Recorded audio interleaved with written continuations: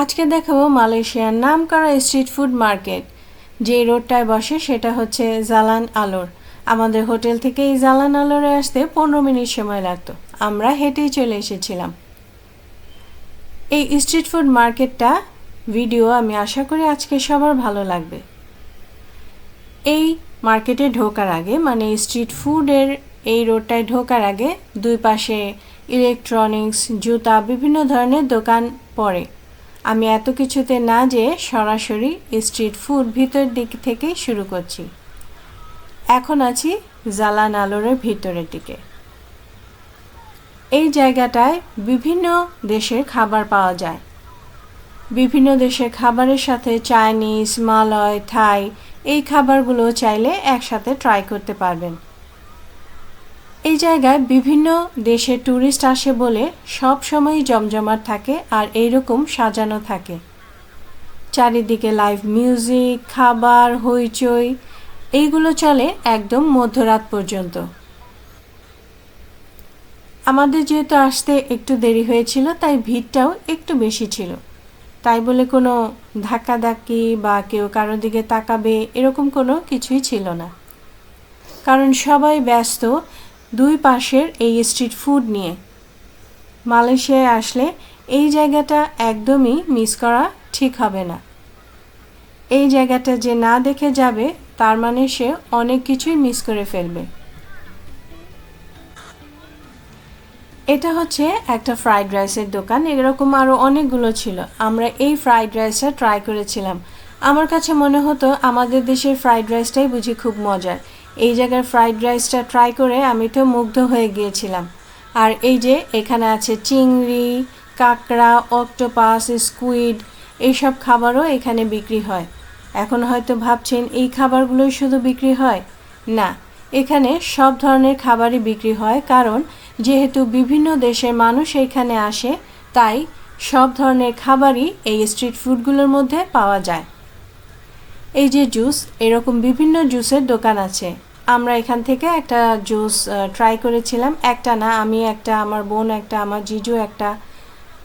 বিভিন্ন ধরনের juice try করেছিলাম এবং প্রত্যেকটা জুসই দারুণ মজার ছিল। খুব সুন্দর করে সাজানো এই জুসের দোকানগুলো। যে যে ফলের জুস এখানে পাওয়া যায় সেই ফলগুলো এখানে ঝুলিয়ে সুন্দর করে সাজানো হয়েছিল। আর এই যে আমি যেটা নিয়েছিলাম সেটা দেখাচ্ছি। এটাকে লেমনের যে জুসটা সেটা আমি নিয়েছিলাম। এর ভিতরে স্ট্রবেরি, তারপর নীল রঙের একটা কিছু আর লেবু দিয়ে এই জুসটা বানানো ছিল। চমৎকার ছিল। আর এই যে এখানে জ্যাকফ্রুট ফ্রাইড, পটেটো ফ্রাইড, বিভিন্ন ধরনের খাবার ছিল। এক একটার এক এক ধরনের প্রাইস। আর এই যে এটা একটা মিষ্টি খাবার, ফলগুলো দিয়ে স্টিকে রাখা এবং এর উপরে খুব সুন্দর চিনি দিয়ে একটা ক্যারামেলের মতন করে রাখা, দেখতে খুব চকচক করে, খেতে সফট, খুবই নরম ছিল। আর এই যে এখানে আছে ম্যাঙ্গো স্টিকি রাইস। এর মধ্যে সাদা ভাত, একটু সবুজ রঙের ভাত আছে, আম আর কোকোনাট মিল্ক এরকম করে সাজানো ছিল। শুনেছিলাম এটা খুব মজার, যদিও আমার ট্রাই করা হয়নি। আর এই যে থাই রেস্টুরেন্ট, এখানে কেউ যদি চায় থাই খাবারও ট্রাই করতে পারবে।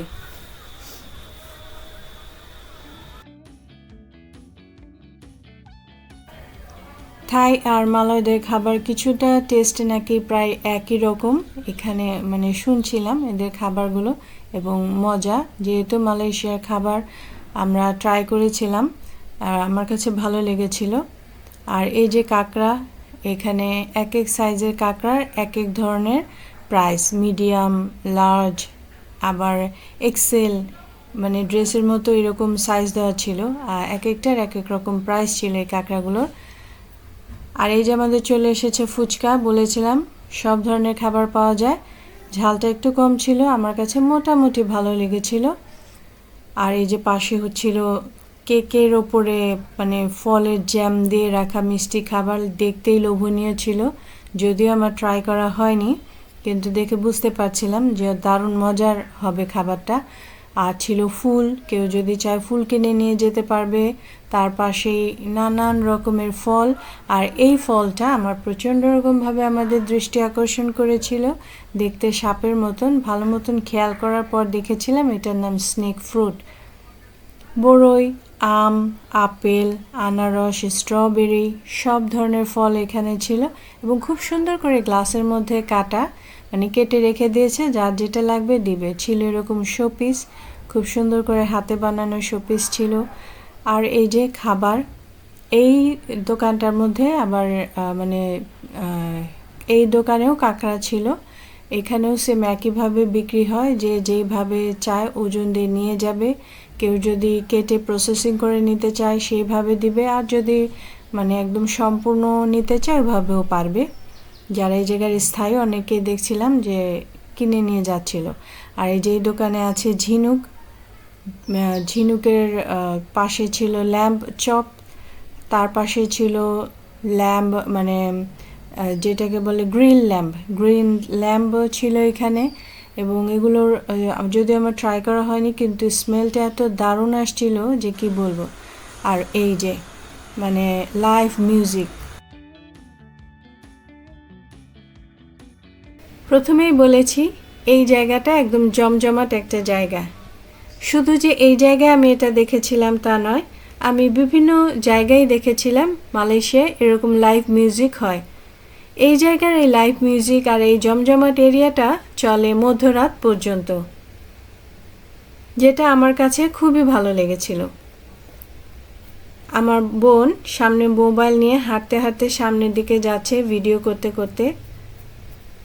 মোট কথা আমাদের সবার হাতেই মোবাইল ছিল, মোবাইল, ক্যামেরা সব কিছুই। কোনটা রেখে কোনটা ভিডিও করব বুঝতে পারছিলাম না। এই যে সামনে একটা মজার ক্যারেক্টার দেখতে পাচ্ছেন, এই ধরনের ক্যারেক্টারগুলো এখানে, এটা আছে, আরও বিভিন্ন ধরনের ক্যারেক্টার এখানে দেখা যায়। এদের সাথে ছবি তুলতে হলে ছবি তোলার পর অবশ্যই আপনাকে পে করতে হবে।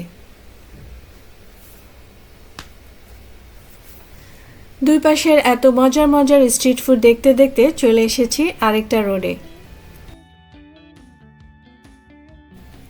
এই দিকে রোডে এসে দেখলাম এখানেও একদম জমজমাট আছে, বিভিন্ন ধরনের দোকান যেখান থেকে চাইলে কেনাকাটাও করতে পারবেন। আর আজকের ভিডিওটা এখানেই শেষ করছি।